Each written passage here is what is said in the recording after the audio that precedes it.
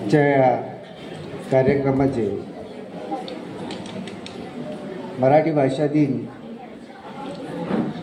आणि आज आपण या ठिकाणी वंदनीय राष्ट्रसंत तुकडोजी महाराज तद्वतच कवी कुसुमाग्रज विष्णू वामन शिरवाडकर प्रतिमेच्या स्वरूपात आपल्यासमोर आहेत. दोघांनाही मनापासून मनपूर्वक त्यांना मी नमस्कार करतो. मंचावर उपस्थित आजच्या कार्यक्रमाचे अध्यक्ष डॉक्टर दीपक यावले, मंचावर उपस्थित सर्वच मान्यवर, वेळेअभावी मी काही जास्त वेळ घेणार नाही, खूप वेळा झालं, आणि पुनरुक्ती न करता मंचावर उपस्थित माझे सर्व मान्यवर, माझे गुरुवर्य, मित्र आणि समोरही उपस्थित असलेले प्राध्यापक, त्याचबरोबर ज्यामुळे प्रसन्नतेचे मळे बहरले ते आपण सर्व विद्यार्थी. तर आपण सर्व विद्यार्थी, तुम्हाला वाटत असेल की आता काय करायचं, वेळेचं बंधन आहेच, प्रश्नच नाही, त्यामुळे मी अधिक वेळ बोलणार नाही. मराठी भाषेच्या संदर्भात एक मुसाफरी सुरुवातीपासून तर आताच्या काळापर्यंत आपल्या उद्घाटकीय भाषणातून आमचे प्राचार्य गुरुवर्य पाटणकर सरांनी आपल्यासमोर ठेवली. खरं म्हणजे आपण बोलतो, आत्मप्रकटीकरण करणं हे भाषेचं एक स्वरूप आहे, साधन आहे. कारण भाषेशिवाय आपल्याला जगता येत नाही. आपण बोलतो, आतासुद्धा तुम्ही बोलत आहात, आणि आपण बोलतो तेव्हाच आपल्या मनातील विचार आपण दुसऱ्यासमोर हे व्यक्त करू शकतो. मराठी भाषेची सुरुवात कशी झाली, ती कुठून आली, कशी तिची वाटचाल झाली, हा साधारणतः इतिहास तुम्हाला माहिती आहे. आणि ही भाषा जी आपली प्रवाही आहे, ज्या भाषेवर आर्य भाषेचा परिणाम झाला आणि नंतर संस्कृत आणि इतर भाषेचा परिणाम झाला, नंतरच्या काळात आणखीन मराठी भाषेवर फारसी भाषेचा सुद्धा प्रभाव झाला. यादवकालीन मराठी भाषा ही अस्सल स्वरूपातील भाषा आपण मानतो.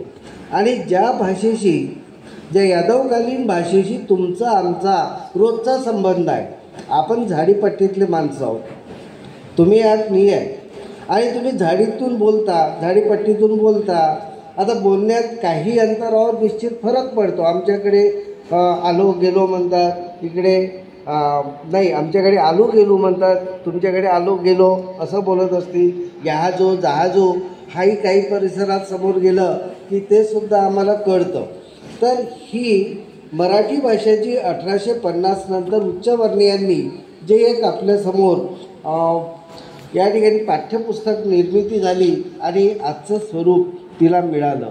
ही मराठी भाषा अलंकारामुळे आपल्यासमोर अतिशय समर्थपणे उभी आहे. आणि ज्याला योगदान बोरकरांनी लावलेलं आहे, कुसुमाग्रजांनी लावलं, माधव जुलियनांनी लावलेलं आहे, गडकऱ्यांनी लावलेलं आहे. आणि या सर्वांचं एक आपल्याला मराठी भाषेविषयी आपल्याला एक आत्मीयता या संदर्भात दाटून येते आहे. आणि मग आताच्या काळामध्ये आपण पाहतो, हे झालं जुनं ते सोनं असं म्हणूनही चालत नाही आणि टाकूनही चालत नाही, दोन्ही गोष्टी आहेत. आणि म्हणून मग आपण काय करतो की या भाषेवर ज्या आजच्या भाषेत जे इंग्रजी भाषेचा परिणाम झालेला आहे, इंग्रजी शब्दांचा आपण सरसकट वापर करतो. आपल्या बोलण्यामध्ये कळत नकळत आपण इंग्रजी इतकं वापरतो की आपण मराठीच बोलतो आहोत का फक्त क्रियापदासाठी. आणि मग आपण जसं क्रियापदालाही आपण मराठीकरण करून टाकतो. गो, गोना म्हणजे काय, कुठं आहे इंग्रजी, नाही आहे, पण आपण तसं म्हणतो. आता या टी व्हीमुळे, मोबाईलमुळे, आपल्या या सर्व सिनेमामुळे इंग्रजी आणि हिंदी भाषेचा परिणाम आपल्या मराठी भाषेवर झालेला आहे. आणि आपण कळत नकळत ते सर्व वापरतो. त्यामुळे आजचा जो मराठी माणूस आहे तो अस्सल मराठीपासून दूर गेलेला आहे.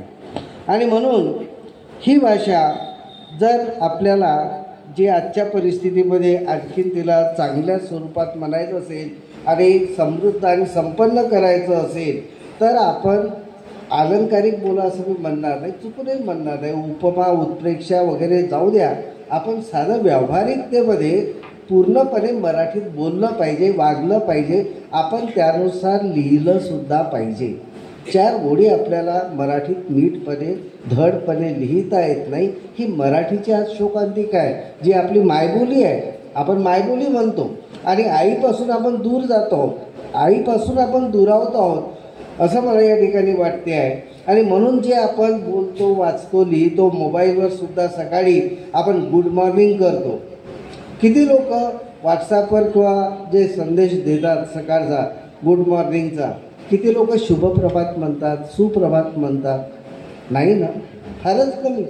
रात्र झाली की गुड नाईट आणि सकाळ झाली की गुड मॉर्निंग, म्हणजे आपला दिवस संपला, मध्ये काही नाही. असं एक स्वरूप आजच्या काळात आपल्याला दिसतं आहे आणि आपण मराठीचा वापर आपणच कमी केलेला आहे. तेव्हा ही भाषा आपल्याला अधिक चांगल्या रीतीनं अवगत झाली पाहिजे. मराठी तुम्ही जेवढी आत्मसात कराल तेवढंच तुम्ही जीवनामध्ये आणखीन समोर जाल. ही भाषा खूप संपन्न आहे. एक शब्द फक्त तुम्हाला सांगतो, जास्त बोलणार नाही, की साधे लावणे हे एक क्रियापद आहे.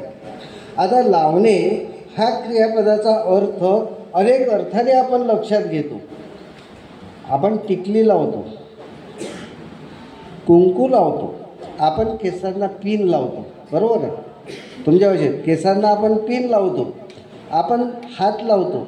आपण कुणाला म्हणतो हात लाव जरासं, म्हणजे मदत कर, या उद्देशानं आपण म्हणतो. दार लावणे, लाईट लावणे, बिया लावणे, बियाणे लावणे.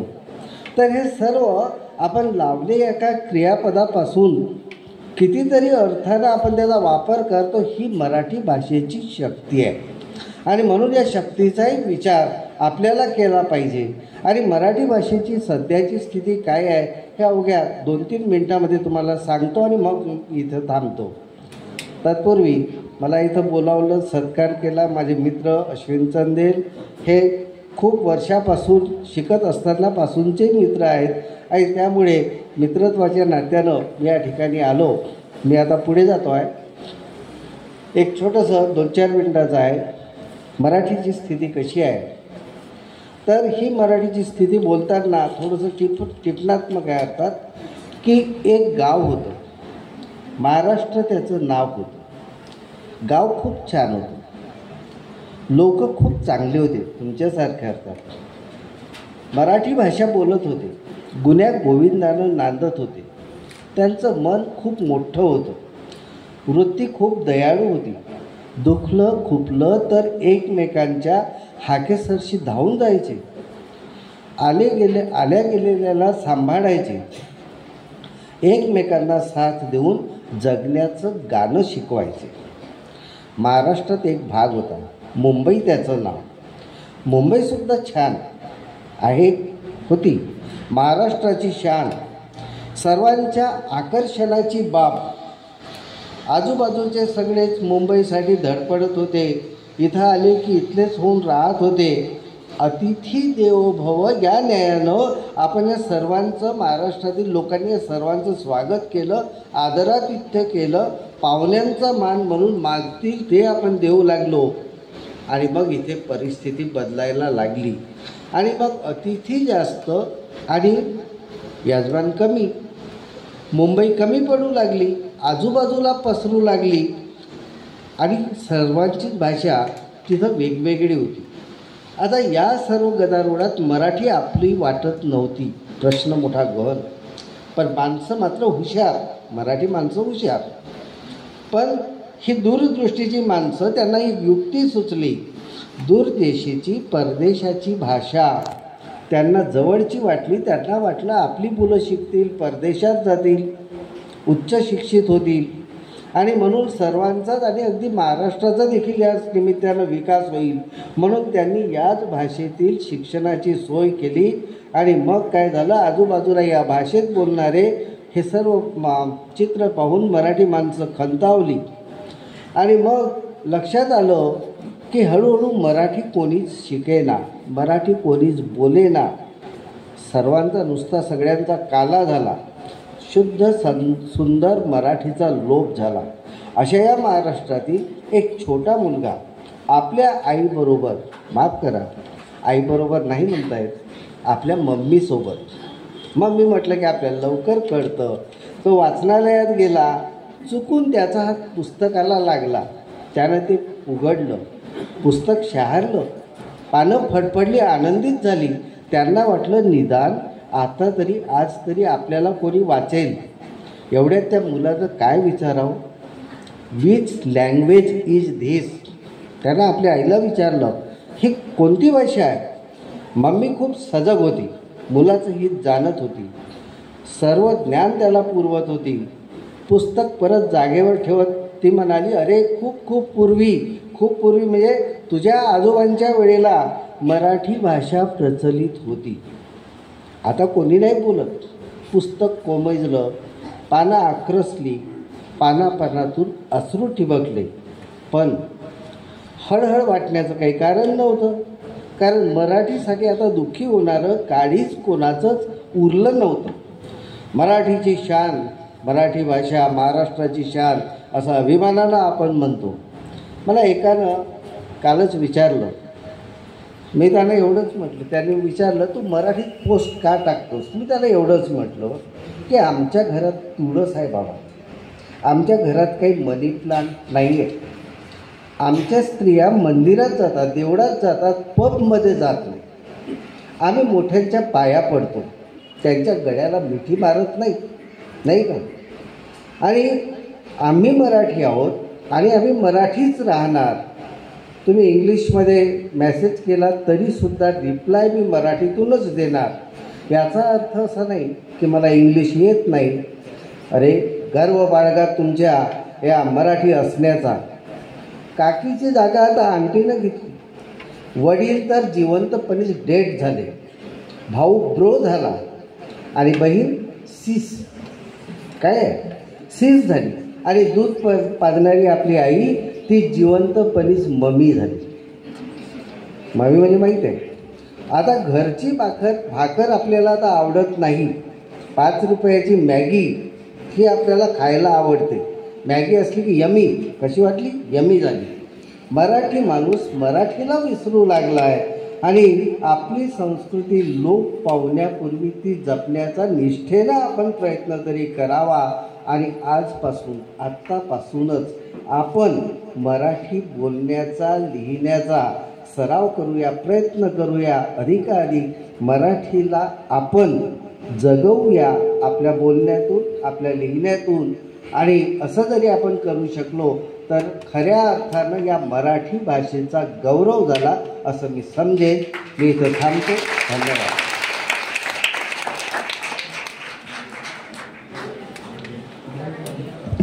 अतिशय कमी वेळामध्ये मराठीची दशा आणि दिशा सरांनी वर्णन केली.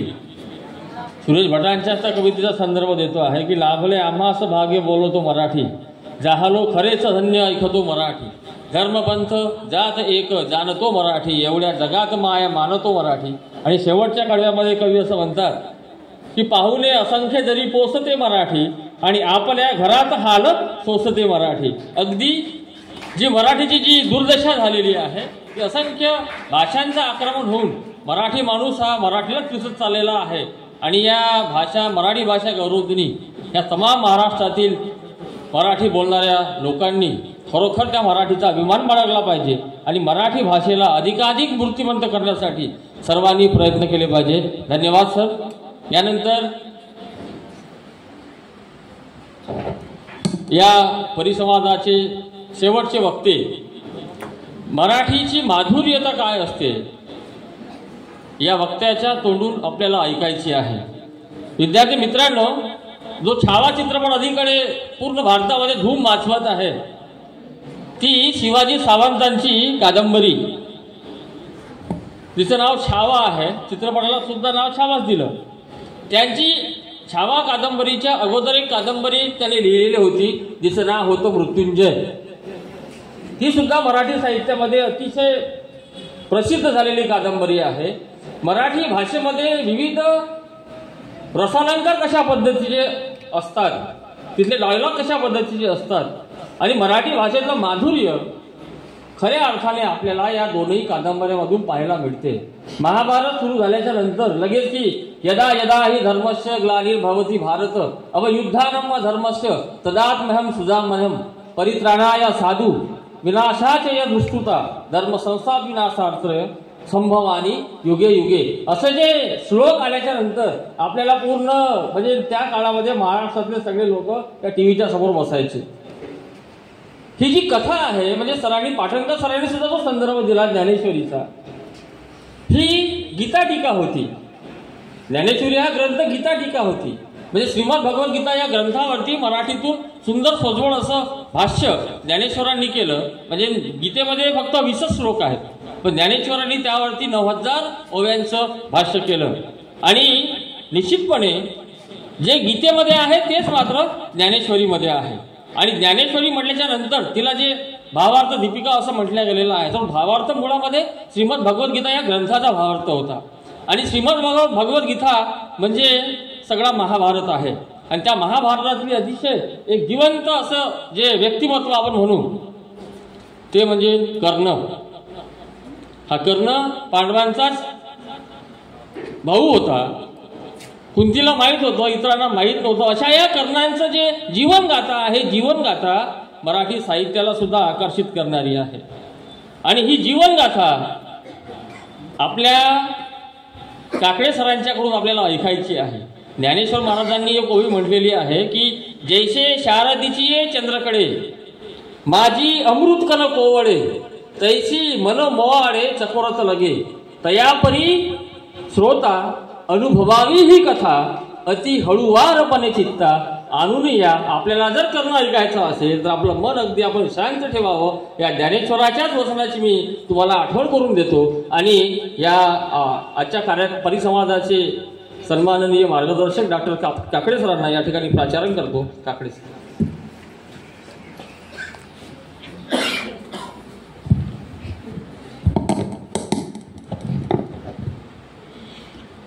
या भारतात बंधुभाव नित्य वसुदे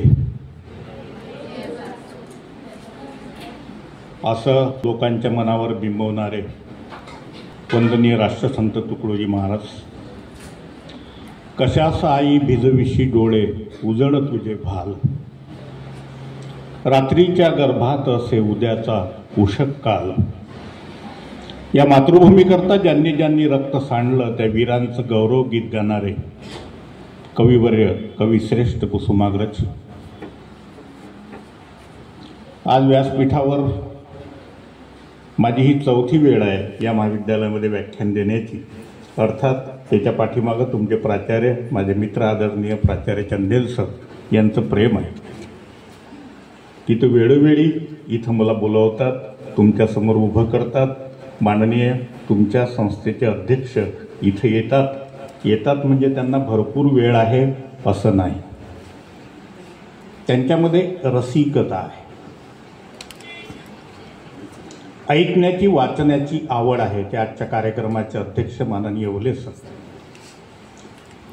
आम्हाला ज्यांनी बोलतं केलं खरं म्हणजे आम्ही मुके होतो असं नाही, पण खूप बोलकं केलं ते आमचे गुरुवर्य आदरणीय पाटणकर सर, पाटणकर मॅडम, माझे ज्येष्ठ प्राध्यापक व मराठी विभाग प्रमुख श्रीकांत नाकाडे सर, तुमच्या मराठीचे माझे मित्र पाटील सर, बनसोडे सर, आदरणीय पिसे सर या कार्यक्रमाच्या निमित्तानं इथं आलेत, कुंभारे सर.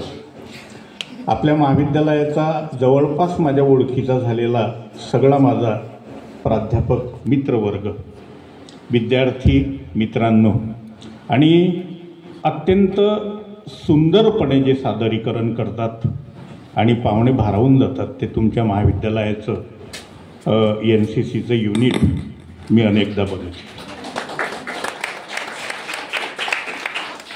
त्याचं कौतुक केलं पाहिजे, तेव्हा त्यांना पुढच्या दृष्टीनं प्रेरणा मिळेल. मित्र, मी तुम्हाला आधीच सांगितलं की माझी ही इथली 4थी वेळ आहे आणि माझे मित्र डॉक्टर चंदेल सर यांनी मला खूप आग्रह केला की सर तुम्ही कर्ण या विषयावर बोलावं. मागेही केला मी वार्षिकोत्सवाच्या उद्घाटनाला आलो तेव्हा, पण तेव्हा फार परिस्थिती चांगली नव्हती, म्हणजे खूप गरमी होती आणि वक्त्यांची भाषणं झाली होती. पहिल्यांदा जेव्हा कर्ण मी सादर केला माझ्या आयुष्यात, त्याचं प्रेरणास्त्रोत हे चंदेल सर आहेत. मला त्यांनी अत्यंत आग्रहाने एका NSSच्या व्यासपीठावरून कर्णाची शोकांतिका सादर करायला लावली. ते माझं पहिलं व्याख्यान होतं.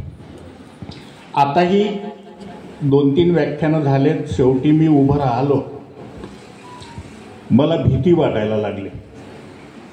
भीती या गोष्टीची की एका ठिकाणी मी कार्यक्रमाला गेलो आणि 4-5 वक्ते झाल्यानंतर मी शेवटी उभा झालो.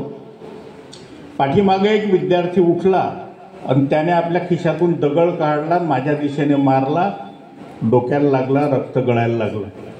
फार खोल जखम नव्हती, पण मी त्याला उभं केलं आणि त्याला विचारलं, बाबा रे, एवढे व्याख्यानं ऐकली, तू आतापर्यंत पेशन्स ठेवला, म्हणजे दगड मारला नाही, तुझी सहनशीलता मोठी होती. मी उठून उभा झालो. बनसोड सरांनी सांगितलं की आपले शेवटचे वक्ते आहेत. त्याला राग आला आणि त्याने तो दगड मारला. मी त्याला विचारलं का मारला, तर तो असा म्हणाला की आधीचे वक्ते जे होते त्यांच्याजवळ पानं, अर्थात मी यांना म्हणत नाही, तेव्हाची वेळ आहे, त्यांच्याजवळ पानं होती, म्हणजे ते कधी थांबतात हे आम्हाला माहीत तरी होतं. तुम्ही काहीच आणलं नाही, तुमच्या हाती चिठ्ठी नाही, काही नाही, थांबणार कधी हे आम्हाला कळणार नाही, म्हणून पहिलेच थांबवलं पाहिजे, म्हणून मला भीती वाटली रसिक श्रोत्यांची. आणि ज्ञानेश्वरांनी एका ठिकाणी म्हटलेलं आहे की चंद्रकांत मणी किरी होय, परी ते हतवटी चंद्रिकाची आहे, वक्ता वक्ताची नव्हे श्रोते विना. मला याची जाणीव आहे की तुम्ही जोपर्यंत शांत आहे तोपर्यंत मला बोलता येईल. तुमची एकदा चुळबुळ सुरू झाली, तुमचं लक्ष विचलित झालं की मग इथं बोलणं शक्य होत नाही, कोणत्याच वक्त्याला होत नाही. मग त्यानं थांबलेलं बरं. आणि म्हणून तुम्ही मला सांगा की सर तुम्ही इथं थांबलं पाहिजे, तेव्हा मी निश्चितपणे थांबेल. मी ज्या विषयावर बोलणार आहे, आतापर्यंत मराठी भाषेचा गौरव या ठिकाणी झाला, त्याला अभिजात भाषेचा दर्जा मिळाला, तो तसाच मित्रहो मिळाला नाही. आपल्या मराठी भाषेमध्ये फार मोठी महाकाव्य निर्माण झाली. वाल्मिकींनी रामायण लिहिलं, व्यासांनी महाभारत लिहिलं. ते रामायण आणि महाभारत दोघंही आपण टी व्हीवरती बघितलं. मला माहीत नाही तुम्ही बघितलं की नाही, पण आम्ही जेव्हा मी महाविद्यालयामध्ये शिकत होतो अमरावतीला, तेव्हा मला आठवते की 10 वाजता रविवारला ती सिरियल सुरू व्हायची महाभारताची. आणि रामायणापेक्षाही महाभारताचा पगडा जनमानसांवर अत्यंत खोलवर उमटला. याचं कारण असं आहे की रामायणाला आपण देवत्व बहाल केलं आणि महाभारत हे कौटुंबिक कथा आहे. तुमच्या माझ्या घरात, समाजात, कुटुंबात द्वेष, मत्सर, कलह, भावाभावांची भांडणं ही सातत्यानं होतात. त्याचं प्रतिबिंब